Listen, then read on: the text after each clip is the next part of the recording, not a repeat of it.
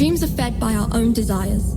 They dwell within us since we are born, and this is what we call them until they become real. But have you ever wondered what happens to dreams that never come true? Prieto awoke in the same spot again. His memories vanished at dawn. There was little excitement behind circus walls. Wandering nor here nor there whilst picking gypsophilas was often the main source of entertainment. Just as every night, Prieto had the recurrent feeling that the strange beings and pantomimes that inhabited the orb were somewhat unlike him.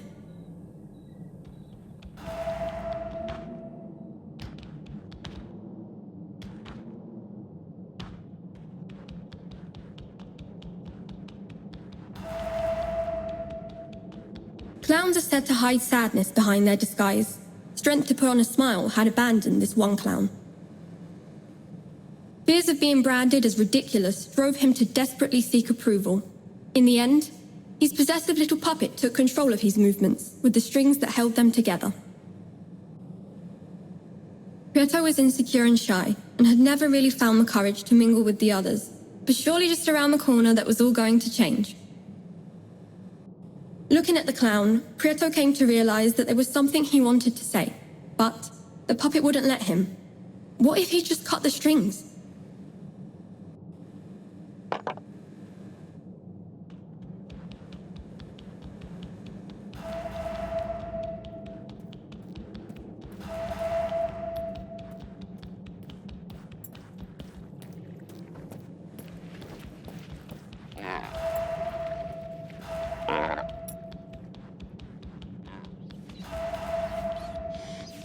Prieto felt that the rest of the beings in the circus weren't like him. While Prieto pondered over how to free the clown, he encountered greasy, obese Gran Mac, who, as he usually did, was milking his poor skinny cow. Greed is a bottomless pit, a never-ending effort which never provides true satisfaction, and Gran Mac was the epitome of a greedy soul. He found utmost joy in storing all kinds of objects, for they were his most cherished treasure. He boasted to others about them and took displeasure in seeing them touched by hands that were not his own.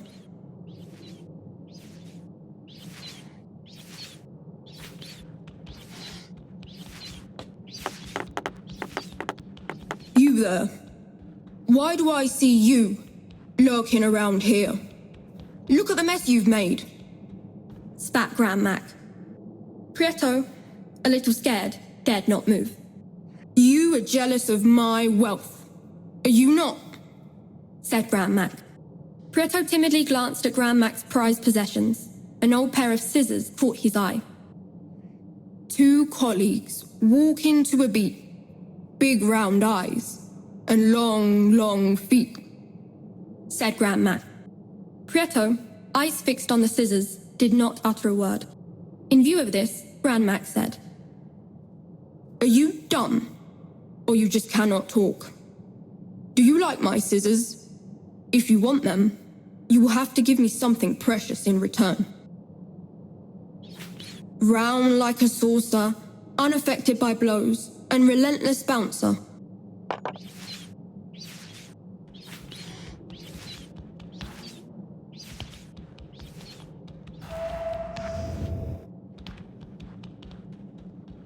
Prieto felt that the rest of the beings in the circus weren't like him.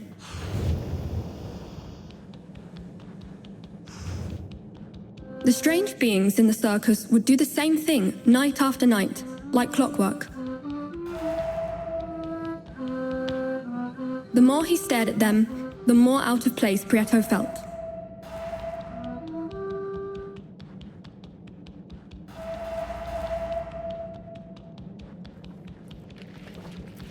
Prieto felt that the rest of the beings in the circus weren't like him.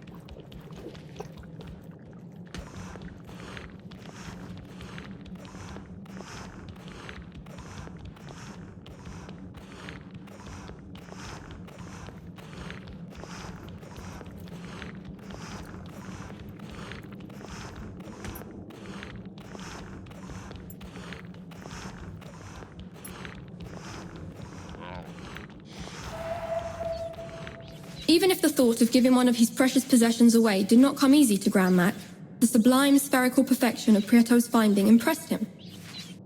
After some hesitation, Grand Mac decided on offering a truce.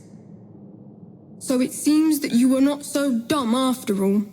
You may have the scissors in exchange for the ball, he said. Silence is a hard argument to refute, and Prieto remained tight-lipped. Grand Mac handed over his precious scissors to Prieto, and then admired his newly acquired orbicular treasure.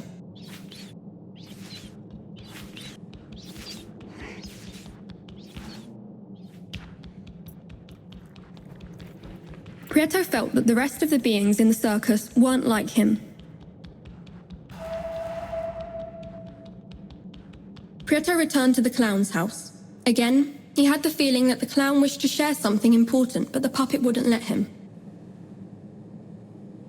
Armed with his scissors and guided by his kind heart, Prieto decided to cut the strings that held the clown captive.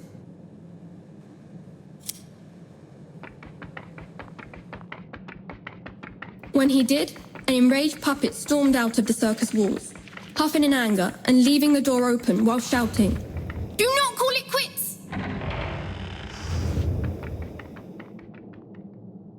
Unshackled from the puppet strings, the clown broke his silence and warily said to Prieto, "Once, a long time ago, I was just like you. I too was full of hope, but over time, I became infected with laziness and neglect, and soon ended up trapped in my own misery. I wholeheartedly appreciate what you've done. I fear it is too late for me, but you still have time to leave this place. It is said that beyond the circus walls, within the great volcano, lies the well of truth. There, dreams come true. Follow me, and I will show you something," offered the clown.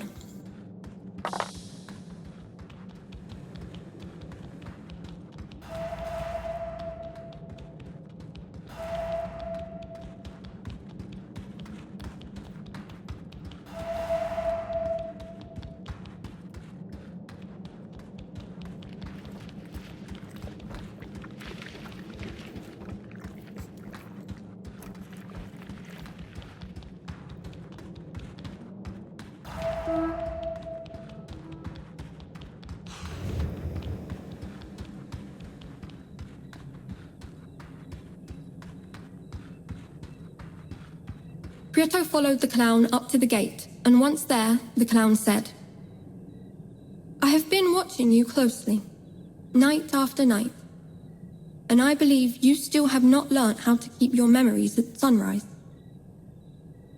Do you see that circular stone on the floor? It is a memory stone. There are many of them spread out throughout the orb. If you place yourself on top of one at dawn, time will begin to accelerate. Try it for yourself, and you will slowly see that when the sun rises, you will no longer feel lethargic, nor will your memory fail you."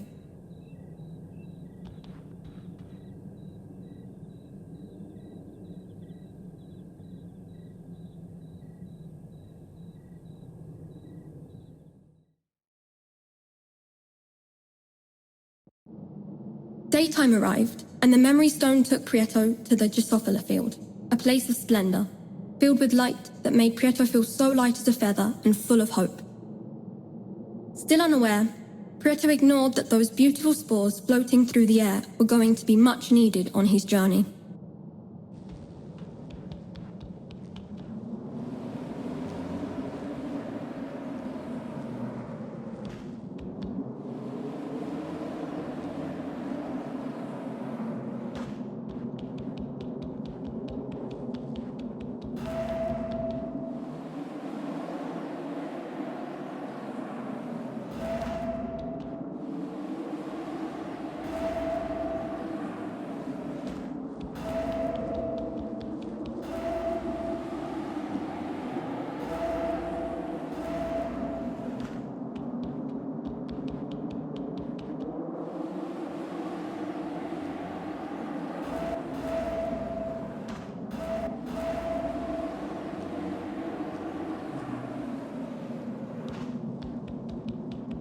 While Prieto busied himself with picking spores, night fell. Prieto returned to the orb, but on this occasion, unlike other nights, his memory had not deserted him.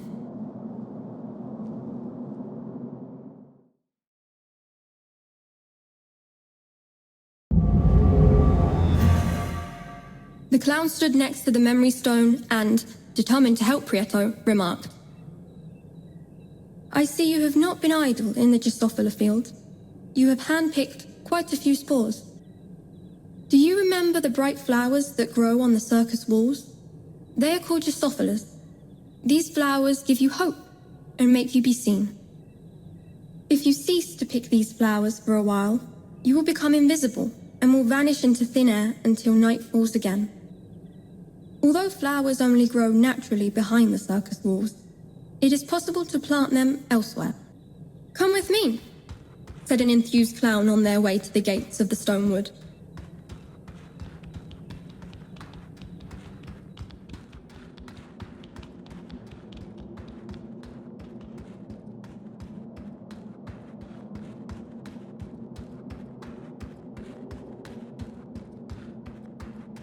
An intrigued Prieto kept track of the clown. Once inside the wood, the clown said, "Here, this here is the ideal spot to plant the spores you pick. You will soon see how quickly flowers full of hope bloom."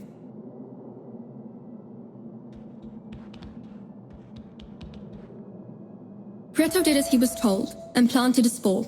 In no time at all, bright flowers sprung up from the soil. The clown, full of excitement as he had once been before, said to Prieto, "If you so desire to explore the orb, you ought to learn how to administer the spores correctly. I have marked out specific areas of the wood that are suitable for cultivation. If you plant seeds in these areas, you should be able to visit the flank. They tend to contradict themselves a fair bit, but the truth of the matter is, they hold many secrets regarding the orb. Not far from where they live lies a big stone heart. It is said to hold a secret within." Prieto entered the stone wood guided by the glimmering spots the clown had marked out to plant Drosophilas.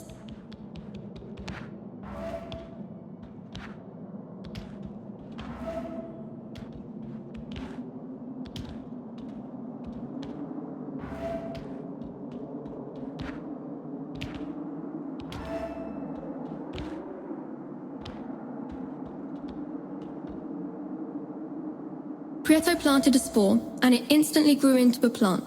When he picked it from the ground, he noticed a renewed sense of hope from within, which spurred him onwards.